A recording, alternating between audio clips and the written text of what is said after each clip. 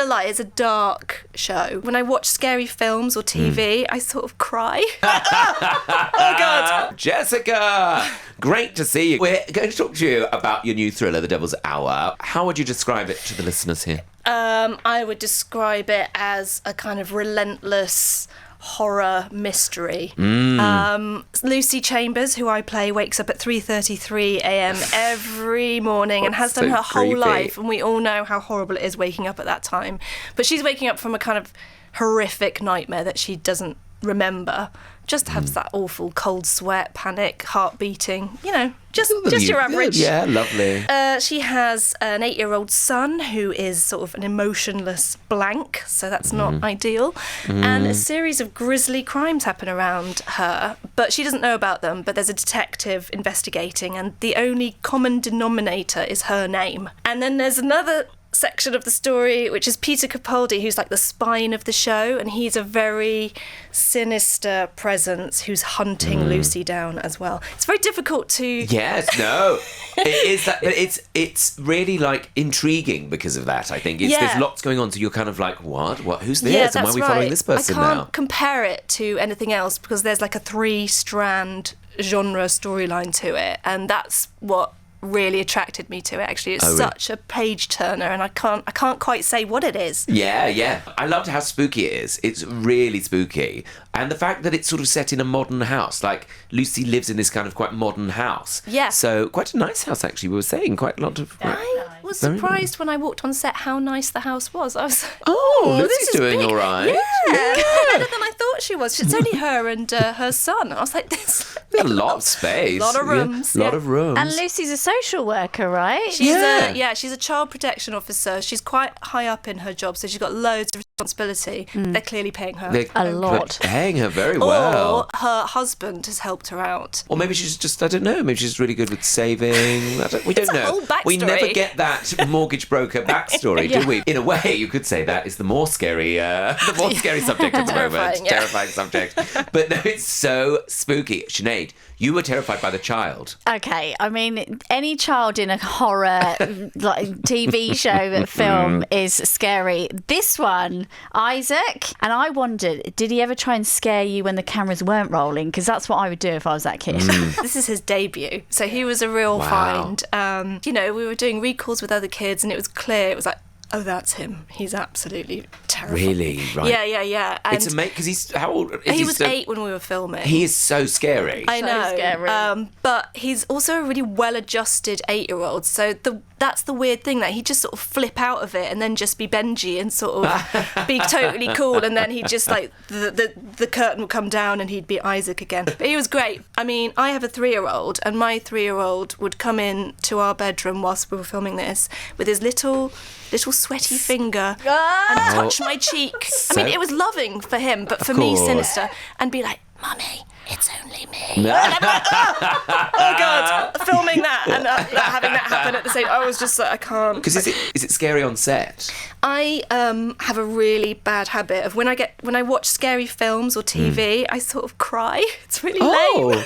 Just this, single and it kind of happens when I was shooting on this. I just sort of get really scared and then feel the tears come and be like, I think that's a natural response. Is it? Isn't I don't know. It's very I strange. think so. But is it fun to do horror like this? Because I mean, I guess you have to be very serious all the time. Yeah, and I'm not a particularly serious person, so, but I seem to get roles that, I mean, Lucy really goes through the mill. She's got so much responsibility. Oh, yeah. She gets these visions all the way through the series, and she thinks it's just weird deja vu, and she's ignored them her whole life, and then suddenly during the course of this series she starts listening to them, and it turns out that they're not random. Can't say any more than that. No. But and she has a mother who's in a care home, and you assume she has Alzheimer's. And she's played by Barbara Martin. She's fantastic, and she's just like having a conversation with someone sitting over there, but there's no one there. So it's very grounded. It's not sort of bells and whistles spooky. It's kind of, she's just having a chat with someone, and that is almost more eerie because no one is there. It was fun, but I mean, it is. I'm not gonna lie, it's a dark show, but there are elements of fun in it. There was one particular moment where I had to sing Bonnie Tyler's "Total Eclipse of the Heart." at full range, and my range is pretty limited. And we had to do that over and over again. I had to learn all the lyrics, and it was, I think it was a career high to be allowed to sing that loud and bad for what a treat. a whole day. Oh, right. I really felt for the boom operator. I was like, I'm so sorry. I'd love to talk to you a bit about Call the Midwife. Yeah, of course. If you don't, I bet everybody wants to talk about Call the Midwife, don't they? Yeah, well, we're no different. Fun show to be part of. Oh my God, yeah. It was like my first big TV job, and it was like a massive learning curve, and loads of women, like all together. I thought it was normal to have female directors all the time. That's not normal. Right. And learning how to deliver babies, but little fake babies, all slippery. With, oh, really? I don't know, some weird stuff to make them look all wet and weird. And it was really amazing. Yeah, I loved it. Yeah, it's so iconic. I love it. It's become iconic. We didn't know it was going to be Really? that. You know, we were just like, I did the show. It was about 5 or 6 months shoot. Left. I was like, well, I had no experience. I was like, well, that'll do whatever it does. I'll go and get another job. You know. Yeah. and then I was doing a play, and it came on, and I really remember the shift in the audience when I walked on stage, and it was like, oh, it's that girl from Call the Midwife. And I'd been completely anonymous before, you know. I just felt this ripple going, oh, she was on the telly, you know. Because it's huge all over the world as well, isn't it? Yeah, it's global, yeah, people love it. Yeah. It is a great show, and it's a great bit of history as well, I think. It really captures that. And I just think since having a kid, I now understand like that shift. I mean, it's such a massive moment in anyone's life. Oh, yeah. And it's such a leveler, and you're just like, you know, and everyone's got a great birth story, which they're very keen to love to tell you. impart. Yeah. Wow, remind me of yeah.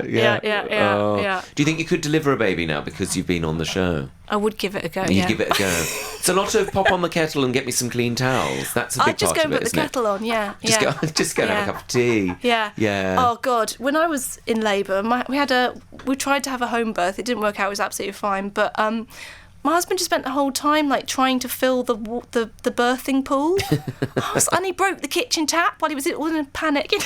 So it was like, what are you doing? I'm in labour.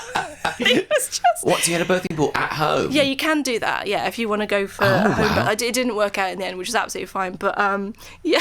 Oh my goodness! It was What are you just doing? So I think men need something to focus on. Oh right, yeah, something practical. You know, yeah, and that was, you know, there was pipes and things, and I was just.